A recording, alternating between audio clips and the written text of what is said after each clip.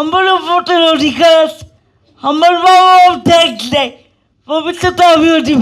প্রতিবন্ধী শিশুদের মাত্র 40% প্রাথমিক পড়ার সুযোগ পায়। যে অ্যাপসটা করা হয়েছে, এই অ্যাপসটা কিন্তু অ্যাক্সেসেবল ছিল না। অর্থাৎ আমি একজন দৃষ্টি প্রতিবন্ধী মানুষ যিনি অ্যাসিস্টিভ টেকনোলজি ব্যবহার করি, অর্থাৎ স্ক্রিন রিডিং সফটওয়্যার ব্যবহার করেছি, যেটা রাকিব এখানে করেছে।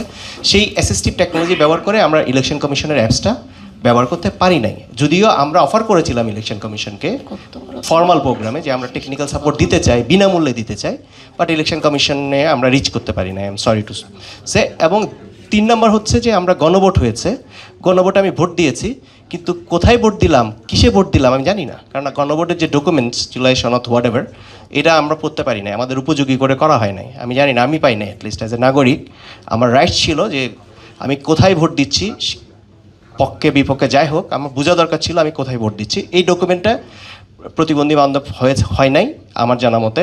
এখানে কোনো ভিডিওতে কোনো সাইন ল্যাঙ্গুয়েজ ইন্টারপ্রিটেশন ছিল বলে আমি শুনি নাই, সাবটাইটেল কিংবা এনাফ অডিও ডিসক্রিপশন ছিল না।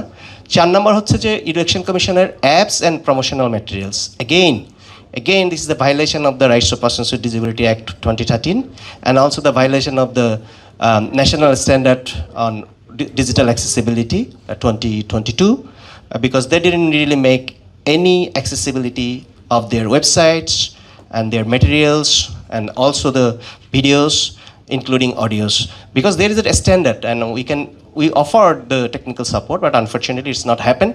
That's why we really people with disabilities accessibility. এটা আমি ইলেকশন কমিশনারকে বিনয়ের সাথে অনুরোধ করতে চাই, আমরা আপনাদেরকে সাপোর্ট দিতে চাই যে আপনাদের প্রত্যেকটা information, website, application, video documentation or any public printed materials, সেটাকে আমরা অ্যাক্সেসিবল করে দিতে চাই, ইউনিভার্সালি ডিজাইন করে, যাতে সকল ধরনের প্রতিবন্ধী মানুষ ইনক্লুডিং ইশারাভাষী মানুষ, ইনক্লুডিং নিউরো ডেভেলপমেন্ট ডিসেবিলিটি, তারা যাতে এটা ব্যবহার করে। যে জায়গাটা মিসিং সেটা হচ্ছে প্রায়োরিটি এবং এফিসিয়েন্সি। আমরা দেখছি যে নির্বাচন কমিশনের কাছে প্রতিবন্ধী ভোটাররা প্রায়োরিটিতে এখন পর্যন্ত নাই এবং তাদের সেই ক্যাপাসিটি বা এফিসিয়েন্সি নাই।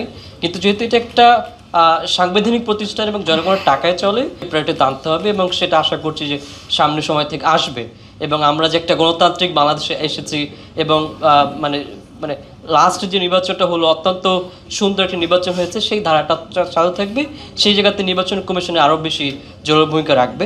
প্রতিবন্ধী শিশুদের মাত্র 40% প্রাথমিক পড়ার সুযোগ পায় প্রাথমিক বিদ্যালয়ে, 60% তারা প্রাথমিক আগে মানে স্কুলের সুযোগই পায় না। সেক্ষেত্রে তারা কিন্তু সমাজে একদমই মানে পিছিয়ে পড়ে এবং তাদেরকে এক ধরনের একটা মিজারেবল লাইফ লিড করতে হয়। তো অ্যাজ এ পলিসি মেকাররা এখানে আমাদের আছেন, তাদের কাছে অনুরোধ করবো যে এই এডুকেশন ইনস্টিটিউশনগুলোতে যদি আমরা অ্যাক্সেসিবিলিটি নিশ্চিত করতে না পারি, ভোটিং রাইটস থেকে যেমন আমরা প্রতিবন্ধী ব্যক্তিরা বঞ্চিত হব, একই সাথে আমাদের যে এডুকেশন রাইট আছে, এমপ্লয়মেন্টের সুযোগগুলো আছে, সবগুলো থেকে ধাপে ধাপে বঞ্চিত হচ্ছে। তো এই যে ইনস্টিটিউশনসগুলো রয়েছে, ইনফ্রাস্ট্রাকচারগুলো রয়েছে, প্রত্যেকটাকে অ্যাক্সেসিবল করতে হবে। কলিগেটের থেকে শুরু করে সবাই আমাদেরকে ঘিরে ধরে যাচ্ছিল, এদিক আমরা অন্য কোথাও থেকে আসছি, আমরা অন্য কিছু, আমাদেরও যে কনফিডেন্সিয়ালিটি থাকে সেটার ব্যাপারটা ছিল না। আর একটা কথা বলতে চাই, আমার যেহেতু উপরে ভোট কিন্তু পড়েছিল, আমাকে নিচে আরেকটি ঘরে নিয়ে যাওয়া হয়েছে।